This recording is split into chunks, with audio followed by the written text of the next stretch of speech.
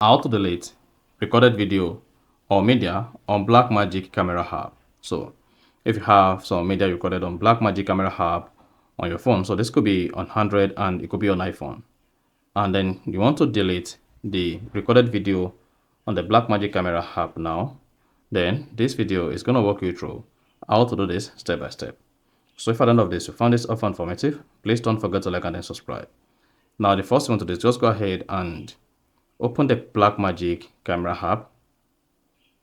Then on the Blackmagic interface, just like this, go ahead and click on media.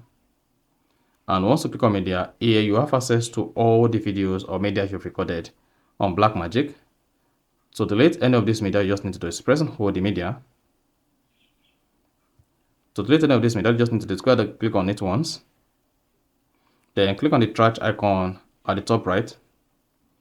Then you're going to see a pop that says, this clip will be permanently deleted from your iPhone. Then click on delete.